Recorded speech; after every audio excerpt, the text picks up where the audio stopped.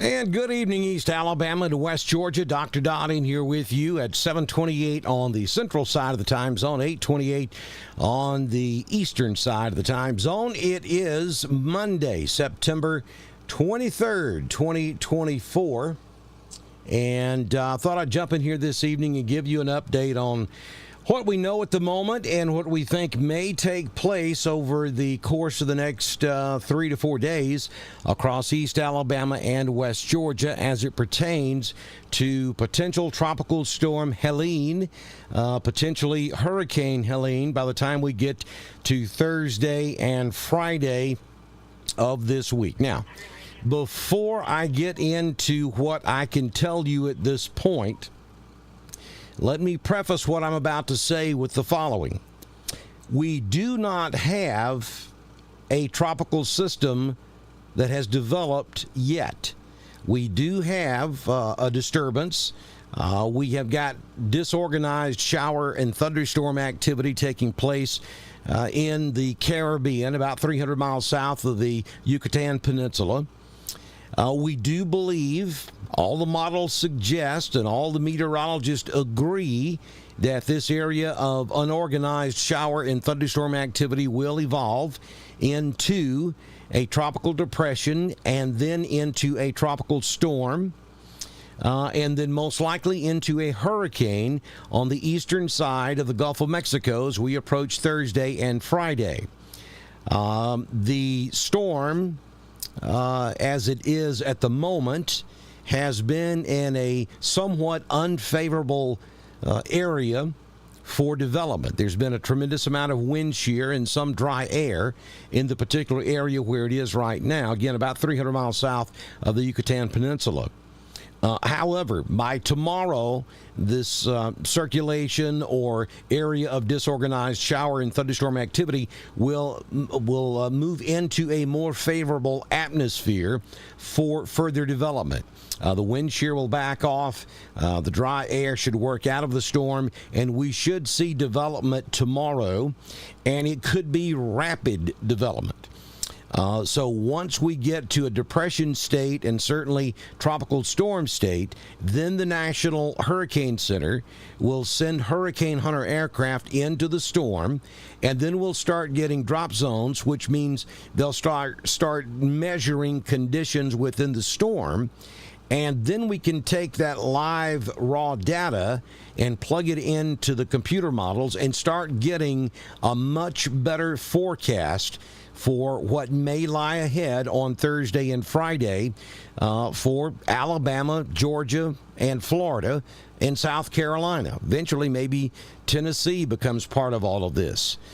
So that's kind of where we are. What we're about to talk about is not a forecast, simply possibility. As we head toward Thursday and Friday, when we start getting that real live data, then the forecast confidence will come way up, and we'll know much better about what we can be looking at on Thursday and Friday. For you folks who are concerned about football games on Thursday night and Friday night, I don't have any good news for you tonight. I can tell you that I don't think it's a washout both nights, but I can't tell you which of the two nights would be the better night to play. I know that a lot of coaches and a lot of schools, a lot of administrators are looking at the possibility of moving the games to Thursday night instead of Friday night. Hold the phone on that. If you can wait until tomorrow, I highly suggest you do, because this storm most likely is going to be very large, meaning that the effects of this storm will be far-reaching from the center of circulation. A hurricane is not just a dot on a map.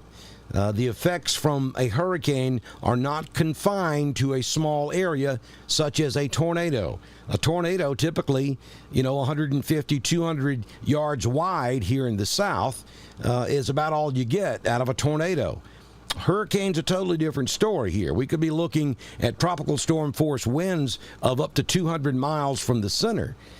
So if we have landfall somewhere around Apalachicola on Thursday afternoon, you go north 200 miles, guess where you're going to be? Right across East Alabama and West Georgia, and that would be Thursday night. So if the rain shield is also that far out from the center, and it certainly could be in this particular case, we could be looking at torrential rain and tropical storm force winds as early as Thursday afternoon, Thursday night across East Alabama and West Georgia. But we don't know that just yet because the low pressure has not become healthy yet. It hasn't really formed into that circulation, and we haven't been able to put drop zones into the storm to get good raw data. So what we're talking about here is a possibility. We don't know that yet. I think by this time tomorrow we will have those answers. So that's why I'm suggesting if you're having to make those decisions for Thursday night or Friday night, hold on at least until tomorrow afternoon if you can to make that choice. If we move the games from Friday night to Thursday night may end up being the worst night of it all. I don't think the height of it comes until after midnight Thursday night, but we certainly could be looking at torrential rainfall and pretty gusty winds by the time you would kick off on Thursday night. So got to be real careful right there if you can hold off on making that decision. If the storm maybe takes a little bit of a different track or slows down just a little bit, then it may end up being that Thursday night's fine and the problem will be Friday and Friday night.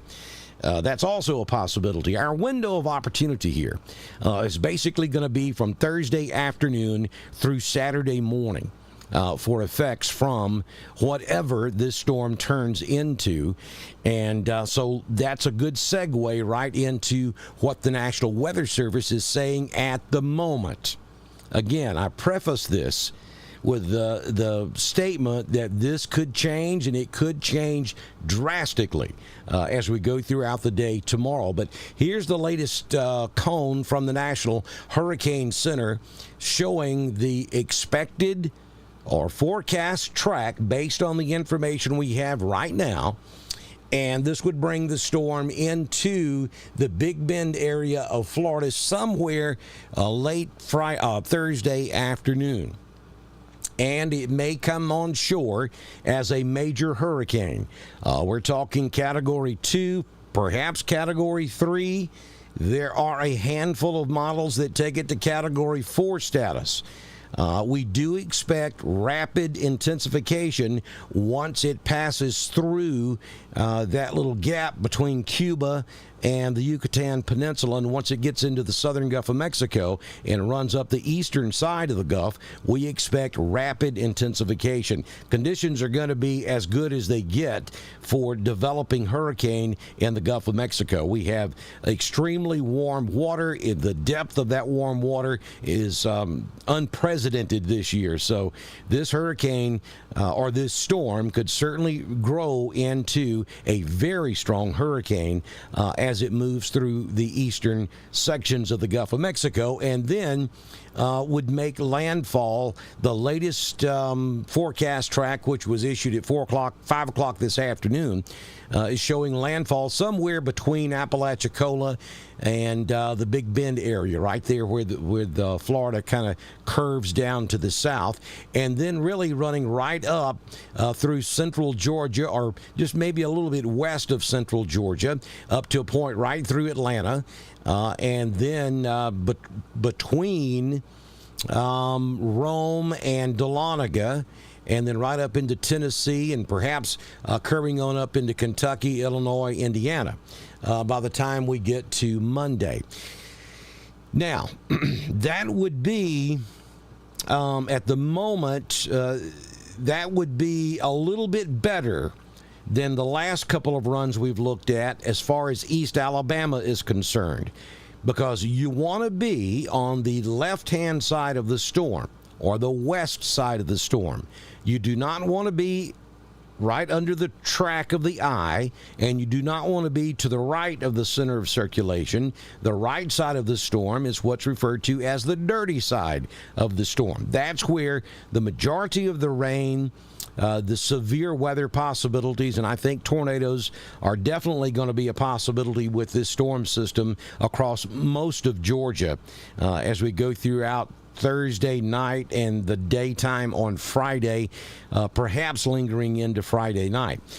So with this track, I don't think East Alabama is going to be completely out of it, and you'll notice that East Alabama is still in the cone, which is the cone of error as far as the track is concerned. That's all it means. That's not the area that will receive the effects of the hurricane. That's just simply showing you, historically speaking, the margin of error on the forecast track. So East Alabama is still certainly in that area. So is West Georgia. I think the closer you get to that track, if this track verifies, and that would be the black line, that's the National Hurricane Center official track at the moment, the closer you get to that track, the more effects you're going to feel from this weather. But again, folks, we don't know how large this storm is going to be. All indications are it's going to be very large, which means it will have far-reaching effects along and to the right of the track of the storm. But it hasn't developed yet. You know, this is kind of like preseason trying to pick who the national champion is going to be. I mean, we have a good idea based off of what we saw last year and paying attention to recruiting throughout the offseason. You know, a lot of folks can predict who the national champion in college football may be, or at least who the top 5 are going to be. But you don't know for sure until they start playing football as to who the best team out there is going to be. It's kind of like what the situation we're in right now. The models are screaming at us. The information that we do know, which is the current atmospheric conditions across the southeastern United States, and the water conditions out in the Gulf of Mexico, all point to a major hurricane setup that will affect a large portion of Florida, East Alabama, and most of Georgia and South Carolina, and maybe even Tennessee, between Thursday and Friday. But we don't know for sure because the storm hasn't developed just yet. So I hope maybe that kind of explains things a little bit. If you live anywhere within 100 miles, easily 100 miles either side of that black line you see going up through Georgia, you need to be prepared. And you need to be prepared for, let's say you're going camping, primitive camping for 3 to 5 days. When I say primitive, I'm talking no running water, no electricity, no amenities, no Burger King around the corner type stuff. You're going out in the wilderness with absolutely no power or water or gas. So what would you take with you? That's what you need to be prepared for. If you're 100 miles either side of that line, that black line that you see that goes up through Georgia. Now, it may stretch a little further than that on the right-hand side, but I'm just giving you folks in East Alabama, basically I-65 and east, the entire state of Georgia, and maybe even portions of upstate South Carolina need to be prepared for the possibility of going 3 to 5 days without power. Some locations certainly could go longer than that. Now, obviously, the hurricane force winds will be much stronger down along the Florida Gulf Coast, up into South Georgia, southeast Alabama, southwest Georgia.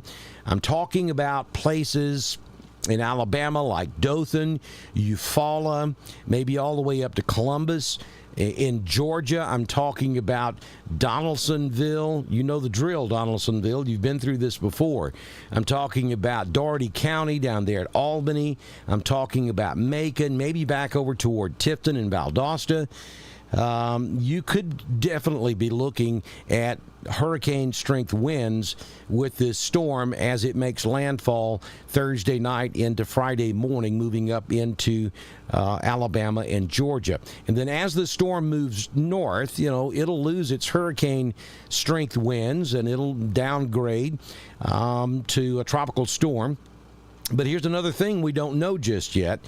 It depends on how fast this thing is moving when it hits land.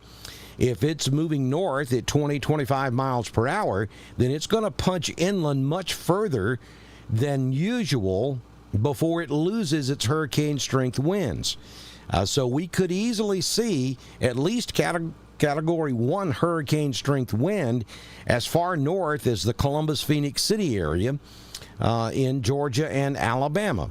It wouldn't surprise me to see tropical storm force winds as far north as most of our coverage area across East Alabama and West Georgia. You know, we're talking about places like Ashland, Lineville, Wedowee, Lafayette, Auburn, even over into Georgia. We're talking about LaGrange, Franklin, Carrollton, Coweta County over there, Noonan, Meriwether County, all the way up into Atlanta Metro could see tropical storm force winds anywhere from about 39 miles per hour up to 75 miles per hour. Would be possible. I'm not saying that's the forecast. I'm just telling you that would be possible on Thursday night into Friday afternoon. I think things start to get better Friday evening into Saturday morning, though gusty winds and some rain squalls would still be possible, and we will be also possibly dealing with tornadoes in those feeder bands that try to spiral up around the center of circulation as it runs up West Georgia and then eventually takes a turn across northeast Alabama back up into Tennessee. All right, so that's the cone. Now, how about potential flash flooding? The area that you see in red, and that would be basically from about Pensacola back over toward Tallahassee. That would include Panama City. It would include Apalachicola, Port St. Joe, Indian Pass, down to a point just north of Tampa. Is where the greatest risk of flash flooding will take place.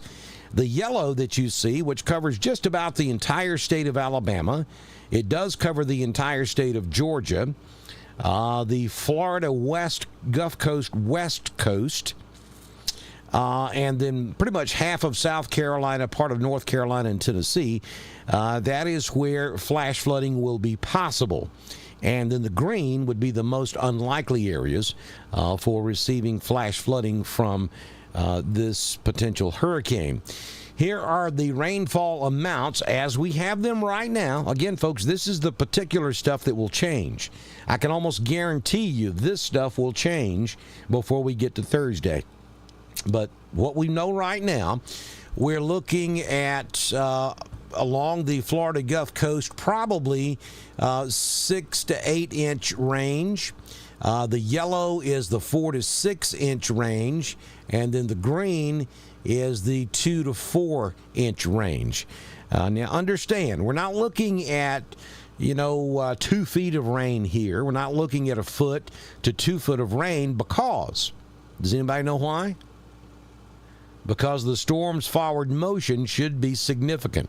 We're not looking at a storm stalling out across East Alabama and West Georgia like Tropical Storm Alberto did back in '94. Remember, it sat there just north of Columbus for about 4 days, and we ended up with copious amounts of rain. The forward motion on this storm should be fast enough to where flooding, now there will be flash flooding issues in localized areas, but overall, we're not looking at 12 to 20 inches of rain with this storm because it's going to be moving north relatively fast. That's the good side of that double-edged sword. The bad side of that is it will send the wind, the higher winds, further inland. And there we go. And now this is tropical storm force winds. Tropical storm force wind is between 0 and 38 miles per hour. I'm sorry. Tropical depression is 0 to 38. Tropical storm picks up at 39 miles per hour through 73 miles per hour. So basically, 40 mile per hour winds up to 73 mile per hour winds are considered tropical storm winds. Well, this graphic shows you the earliest reasonable arrival time of tropical storm force winds. So if we go with this chart, then we could see tropical storm force winds across East Alabama and West Georgia anytime after 12 noon on Thursday. That's why I'm concerned about Thursday night football. Even though the storm will not have made landfall yet, because we don't expect landfall to come until late Thursday afternoon, anytime after 12 noon on Thursday, we could already start feeling the effects of this storm up here in East Alabama and West Georgia. So wind and rain, even though the center of circulation is still out in the Gulf of Mexico, wind and rain may become an issue across East Alabama and West Georgia as early as noon on Thursday, continue throughout the night Thursday night and into Friday morning.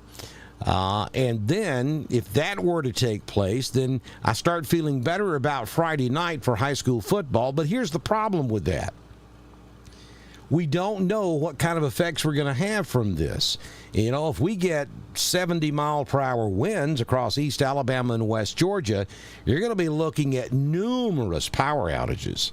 You're going to be looking at numerous trees down and numerous power outages, which could mean that it would be impossible to play football on Friday night if you don't have power at your venue, or if you can't get to your venue because of down power lines and trees.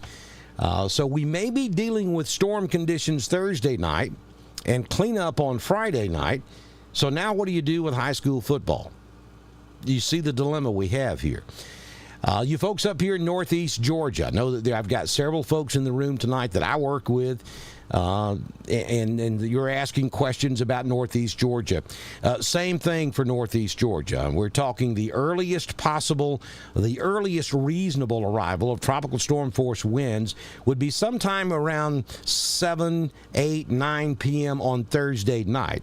And then the storm slowly continues to evolve and ramp up throughout the night Thursday night. Scary thing here is I think we're looking at another overnight event here. If you'll remember Hurricane Irma back in 2017, that was an overnight event, and that's always the worst time to try to respond to and recover from something like this, but I think that's what we're looking at. Certainly could again see winds in the 40 mile per hour to 70 mile per hour category up here across Northeast Georgia. Really the entire state of Georgia could see that, and obviously the further south you go, the higher those winds could be. I mean, we could conceivably be looking at Category 1 or Category 2 sustained winds in South Georgia, especially southwest Georgia, from Albany back to the southwest down to around Donaldsonville. You guys could easily see Category 2 hurricane winds, and that is going to look like 96 to 110 miles per hour. So if you're down there in southwest Georgia, it's not time to pull that trigger yet, because why? Remember what I said when I started this. We don't have a storm yet. So we've got to get the storm to develop and get hurricane hunters in there, and then see what the models tell us before we start pulling triggers on taking action. But if you live in southwest Georgia, southeast Alabama, have a plan to go somewhere else. If indeed this does come to fruition and we get a Category 2, 3, or 4 hurricane making landfall in the Big Bend area of Florida, if you're down there in southwest Georgia, really from about Waycross, Georgia, all the way back to the Alabama line, up to Macon, and back to the Alabama line, you know, if you've got options on somewhere else to go, I would have a plan to do that. I'm not suggesting you go ahead and do that, but I would certainly have a plan to get out of that area, because even if you make it through a Category 2 hurricane without major damage at your home, odds are you're going to be without utilities for a long time. And I'm talking 3, 4, 5 days, maybe even a week in some areas down there in southwest Georgia and southeast Alabama. Prolonged outage without power and water and anything. So you want to have a plan to evacuate that area. When you get on up into the Columbus, up to Auburn, LaGrange, Roanoke, Heard County, even up into Carroll County, I think we're probably in the tropical storm wind range, which again is 39 to 73. If you'll remember, I know a lot of you watching will, Hurricane Opal back in, what was that, 93? 93, 94, somewhere right in there. We had sustained winds that night of 75 to 80 miles per hour. And I got to tell you, that was a long night in Roanoke, Alabama. I know Adam's in here. I'll always remember his mother, Miss Betty Ziegler, was the mayor of the city of Roanoke at that time. And she got up in the utility truck with me and the late Bill Ford, who was the fire chief at that time. And she wanted to tour the town, wanted to see what kind of damage her city had. And I'll never forget that ride as long as I live, because I was sitting in the back of the converted bread truck into a fire utility truck. I was seated on a 5-gallon bucket turned upside down, no seatbelt, with Bill Ford driving. Pouring down rain, trees falling everywhere. Miss Betty's up front. She's got her seatbelt on. She's holding on. And the utility lights that were hanging on the top of the roof inside that utility truck were knocking me upside the head. That may be what's wrong with me now, as a matter of fact. It was a long night, and she had, after she saw about 15, 20 minutes of the type of damage we had power in part of the town we didn't. Trees down everywhere. We couldn't touch the trees because they were wrapped up in power lines, and Miss Betty said, "Take me to the power office." And so we go to Alabama Power there on Main Street in Roanoke, and it pouring down rain, wind blowing 50, 60 miles per hour, and she walks up to the side door. She was a little bitty lady, and she started banging on that door until somebody came to the door, and she said, "I want the power grid turned off to this entire town now so we can start clearing trees." Well, Miss Ziegler, we can't do that. She said, I want it done in the next 15 minutes. And in about 13 and a half minutes, there was no power in the city of Roanoke. It was turned off. And we went to cutting trees and diving under fire trucks to keep from getting hit by falling trees. Long night it was. Well, I know I kind of got off on a tangent there, but this could potentially be that type of event. And those of you who lived through Opal will remember what that was like. And so I want you to be prepared. I'm not saying this is going to be that type of event. I'm just saying that that potential is there. I think by tomorrow afternoon we know a little bit more, and we'll be able to give you a much better confidence forecast as to what you can expect, not only in East Alabama and West Georgia, but across most of the state of Georgia, including up here in the mountains of northeast Georgia, upstate South Carolina, western North Carolina, Tennessee, maybe even western Kentucky, and up into southern Indiana. Missouri and Illinois may also feel some effects from this before all is said and done. So that's kind of where we are, folks. And let me go to the radar, and I'll show you the current track. Let me zoom out first.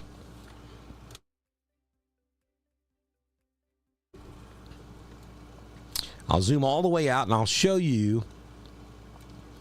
You can see that this is where we are with the storm. It's still several hundred miles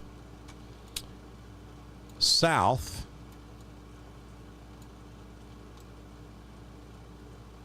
of the Gulf of Mexico. We're talking out there in the Caribbean.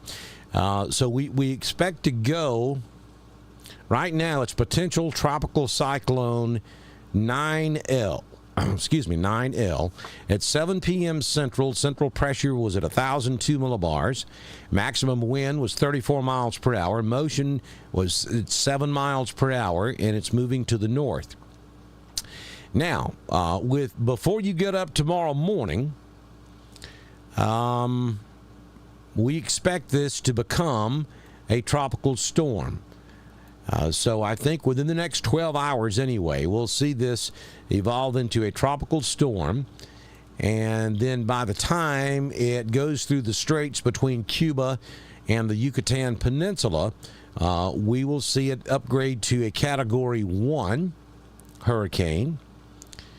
And then when it's about even with Tampa, maybe a little bit southwest of Tampa, we'll go to Category 2.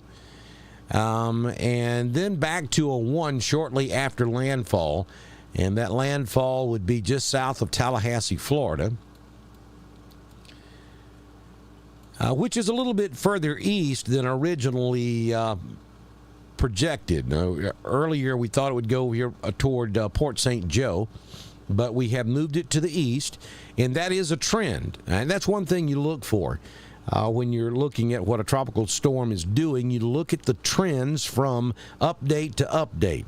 So the last 2 updates that we've had today, we've nudged this storm a little bit further to the east. So you folks in East Alabama and West Georgia, you want that trend to continue.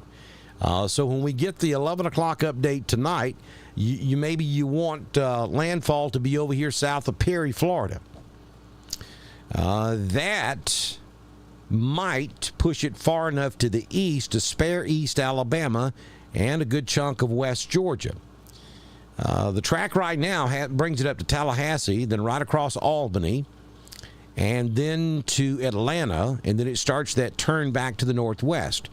If this turns out to be a small storm, then most of East Alabama and West Georgia could already be in a better place than you were this time yesterday. However, if this is a monster storm, and there are some indications out there that this may end up being a big one, and this thing, is, 100 miles wide, 150, 200 miles wide, then we could still see a good bit of effects across East Alabama and West Georgia. So, it's going to be an update by update. Every time the National Hurricane Center puts out a new update, we're going to have to analyze it, and your forecast will change either for the good or the bad as we go through the next several days leading up to what may happen on Thursday and Friday across East Alabama. But if this were to verify, and I'm telling you, there's a good chance it won't, but if this track were to be the exact correct track of this storm, then it would come on shore just south of Tallahassee, then move to a point near Albany, and then to Atlanta, and then start that turn back to the northwest and come real close to Chattanooga, and then come across Tennessee between Nashville and Knoxville, come awfully close to Bowling Green, Kentucky, and then across southeast Indiana, and then up to a point near Peoria, Illinois, as we get into Saturday. So there you go. We do have a cold front, too, also, that's advancing to the east, which could absorb what's left of Helene and produce more rainfall than what we have forecast right now. So there's also that unknown as we get into Thursday and Friday. So that was a lot of information. A lot of information that probably won't be worth 2 cents by the time we get our 11 p.m. update tonight.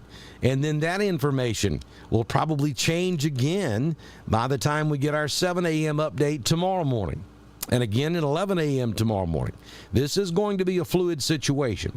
Well, we're going to see multiple changes to this forecast, whether they're minute or large. 25, 30-mile track differential here is going to make all the difference in the world, I think, as we head toward Thursday and Friday. So this is going to be a situation you're just going to have to keep up with. Be aware.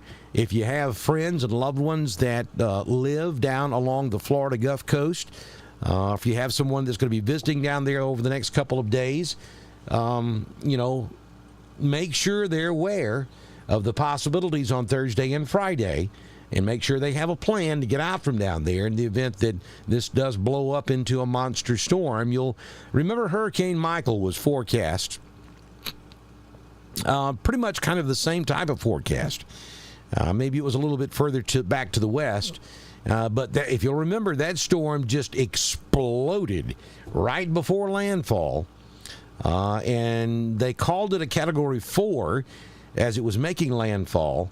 But you'll remember they went back and upgraded that to a Category 5 It was a couple of weeks after the storm hit, but they found evidence of Hurricane 5 strength winds in that area down around Donaldsonville and in that area. So it's certainly possible that these storms can explode just before landfall and do so when they're not predicted to do so here in the Gulf of Mexico. So let me go up here and take a look at the chat room and see if we have anybody in here. Summer Robinson, seriously? She's just waiting on me to tell her that she's good to go to Panama City this weekend. Well, now this is going to sound weird, but if you have plans to go to Panama City this weekend, don't change a thing. So I am telling you, don't change a thing at the moment. Let's get to at least Wednesday and see what we've got. If this track verifies that we have on the board right now, or if it goes further to the east than where it's at right now, Panama City is going to be absolutely beautiful this weekend. The Alabama Gulf Coast all the way over to probably Apalachicola is going to be nice. Now, if we get the track start shifting back to the west, that could change. But given the information we have at the moment, Panama City is going to be just fine. No, I said you don't want to be on the east side of the storm. If I said west, I apologize. That's not what I meant. You do not want to be on the east side of the storm. That would be to the right of that black line that you see flashing there on the screen. You know, and you can be west of that line. It depends on how big the storm gets. You know, there will be a small area on the west side that's going to lay down some bad weather, but we're only talking 25, 30, maybe 50 miles. The far-reaching effects will be on the right side of that black line you see on the screen. So there you have it, Summer. I told you it's okay to continue with your plans. Mike's down in Panama City. I think you're okay in PC. Like I said, unless this thing shifts back to the west, and I think we'll know more about that tomorrow. Aaron is in southwest Georgia. I would have a plan to evacuate. I'm just putting it to you straightforward. I'm not saying you should, but I would have a plan to evacuate southwest Georgia. If we get, another shift to the east, if we can get that track over there to around Jacksonville, then I think southwest Georgia will be fine. But right now, you're not fine.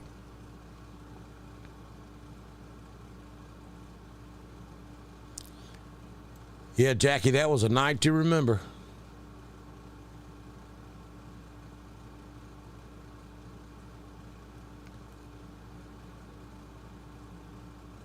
'95, okay. Gigi says 95. We had the great snowstorm in '93. We had Alberto in '94, and then Opal in '95. We had 3 years of some pretty nasty weather across East Alabama and West Georgia. Coosa County, Alabama in the house.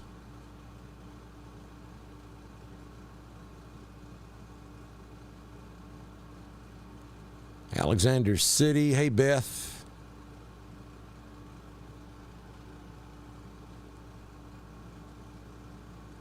Hey, Deborah, we'll try to send you some rain up there in Tennessee.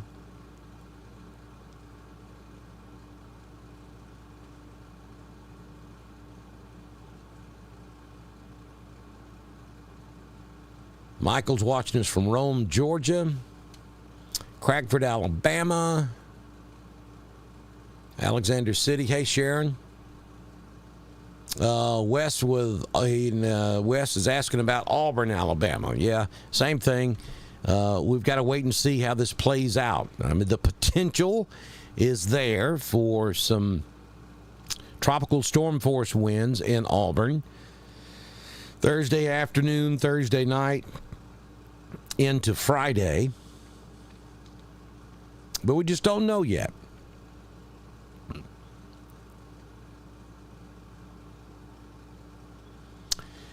They typically do a 6-hour turn, Beth, but they can go more often than that. It just depends on what kind of data We're getting back from the hurricane and whether the National Hurricane Center feels that it's necessary to order more flights. But typically it's about every 6 hours.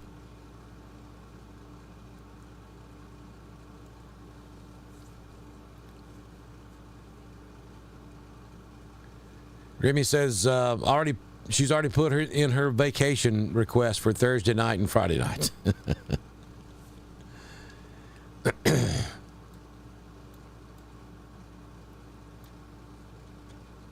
Okay. All right, so here's the deal, folks. We are going to be extremely busy the next couple of days, especially if this forecast holds as it is right now, because, well, I have a responsibility to you guys across East Alabama and West Georgia, and, of course, I have a huge responsibility up here in White County, Georgia, as the Deputy EMA Director and Division Chief for 911. So there's going to be some serious juggling acts going on here, and I'm going to keep you updated as best I possibly can. We do have a conference call webinar with the National Weather Service at 12:30 Eastern tomorrow in our Emergency Operations Center. So I'll get a bird's eye view of what the National Weather Service Atlanta is thinking. And I'll be able to post some of that tomorrow afternoon to kind of give you a heads up on what the Weather Service is thinking. And then I suspect if this forecast holds that we'll see the same thing on Wednesday. So I'll be able to give you some really good information. And those will just be posts on social media. And then tomorrow night, then we'll come back and do another Weather Talk Live tomorrow night. And I'll update you on what I know tomorrow night as well. We'll do the same thing tomorrow night and again on Wednesday night. And then when we get into this on Thursday and Friday, I'll update you as I can. I'm going to have a lot of responsibilities going on, but I got a lot of good folks who work with me, and they'll help me handle some of those duties up here where maybe I'll be able to sneak in and do some lives with you on Thursday night, maybe into Friday as well. So I just wanted to check one quick time in the chat room. Terry is asking about Ella J. I guess that she's asking about Ella J. And yeah, Ella J is going to be sitting in an area that's going to be to the right of the storm. So we certainly could see some pretty significant effects up in the Ella J area. That would probably be more towards sunrise on Friday and throughout the day on Friday up there. Maybe 3 a.m. on Friday morning through about 3 p.m. on Friday afternoon. Thank you, Deborah. Yeah, I've already started talking to Samantha, who is stationed down there at the logistics base in Albany. And already advised her that they need to have a plan to get out from down there. If we get a Category 2 or 3 hurricane bearing down on the Big Bend area, that's Albany and points south and southwest need to consider going somewhere else. Not so much because of structural damage, but there will be trees and power lines down for days down there, and that could certainly cause an extended period of time with no utilities. And that will be possible all the way up the Alabama-Georgia state line, too. Possible. We'll see how this evolves as we go throughout the next 24 hours. Let's see. What day is it supposed to be over? Well, I based on what we know right now, and again, this is certainly subject to change, I think weather conditions will be improving Friday afternoon. We will still have occasional showers, tropical showers, and we could have an occasional severe thunderstorm into Friday night and Saturday morning. But I think the sustained wind, let me put it that way, the sustained wind should start to subside by Friday afternoon. But now the problem is, what kind of damage have we already experienced? It may take the remainder of Friday and the best part of the weekend to recover and try to get things back to some sense of being normal. See, we always want to know when the weather's going to end, but what we don't think about is if the weather is as significant as it potentially could be, there may be 3 or 4 days of cleanup. There could be 3, 4, 5 days before everybody gets power back and all roads are back open. So this could start as early as noon Thursday. And considering the effects after the storm, we could be looking at Monday or Tuesday, even Wednesday of next week, before we get things back to some normal state of operation here.